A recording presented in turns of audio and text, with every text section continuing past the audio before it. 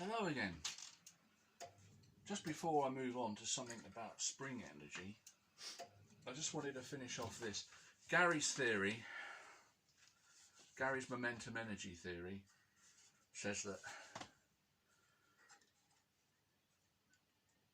one mass at one distance from the pivot and a half mass at two distances from the pivot, when under influence from the same spring potential energy, should accelerate and move up in unison at the same speed, and that would mean that the half mass would be going at twice the velocity of the one mass, therefore conserving the momentum energy, as he calls it. They would have to go up at the same, in unison, in synchronism, but they didn't, did they? They really didn't. We showed that this one mass accelerates quicker than the half mass because of its greater inertia. Now, so we showed that they don't go up in unison. Quite a big difference, Gary was saying.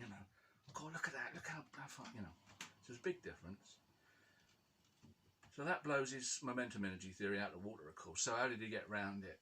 He tries to say that there's more friction on the pivot on one or the other that's slowing one down. Well, of course, that's rubbish. So that's been proven. Momentum energy theory is nonsense. Momentum's not energy.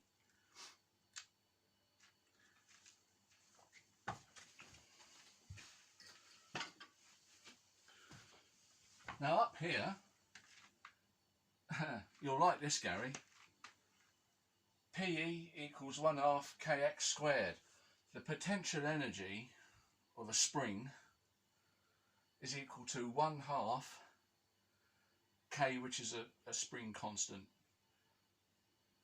x, the displacement, squared. So the displacement, x, the potential energy goes at the square of the amount of displacement. It's a bit like 1/2 mv squared, isn't it? It's funny that. And there's another one for the, Stephen might know this one, it's the energy stored on a capacitor, 1/2 CV squared, the capacitance times the voltage squared. There's lots of these 1/2 formulas squared, in physics. It's been a thing for a long time. So this potential energy of a spring, you keep going on about springs are linear with the weight, which is true, that's Hooke's law. You put a 1 pound weight on a spring, it will compress so much, and you put a 2 pound weight on the same spring and it will compress twice as much. Yeah, that's not energy. That's not the energy of the spring. The spring goes at the energy goes at the square of the displacement. We're going to show that. We've got here a weight sliding up this tube, some lead weights. Got some springs. They're separate springs, but when placed together they act as a longer spring so we can get a bit more travel.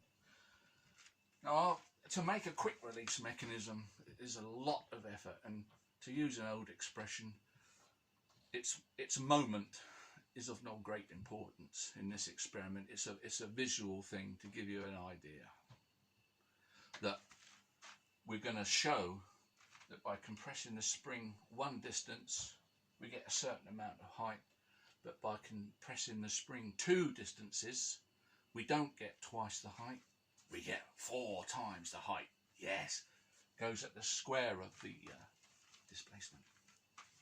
Right, here we go then. I've got my marks here. I'm just going to repeat it. So I'm going to do it several times to give you an idea. So this is one displacement.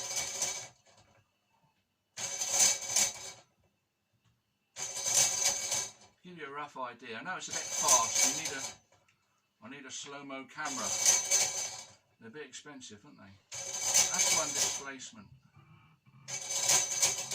I think it's going up about here somewhere. A bit further.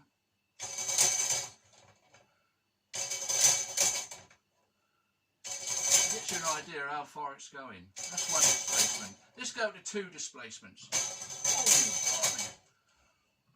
Oh, blimey, nearly right to the top. Oh, blimey, look at that. It's like the coconut shy bloody hammer thing, isn't it? In the fairground. You whack it with a sledgehammer. One displacement. One displacement. One displacement. Two displacements. Two displacements. Let's get up there and up there. That's 4 times the height. What's odd work?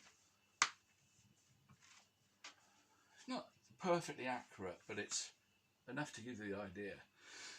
Now Gary would say, oh well, 4 times the height doesn't require 4 times the energy, because he says you can lift it fast and do it for less energy. What a load of nonsense that is, isn't it? Because if that was the case, we know that if we drop a weight from a certain height, we can recover the energy from it. And if we lifted it 4 times as high, to have twice the velocity, that's 4 times the energy.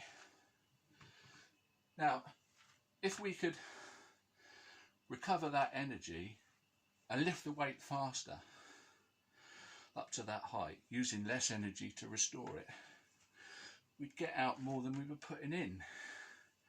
If his nonsense about it takes less work to lift a weight to a certain height by lifting it quick, if that were true, we would have free energy. As we know, we can get a certain amount of work out of a weight from a certain amount of height dropped. But if we can use less work to restore it to that height again, by doing it quicker and quicker, you can have over unity, aren't you? What a lot of rubbish.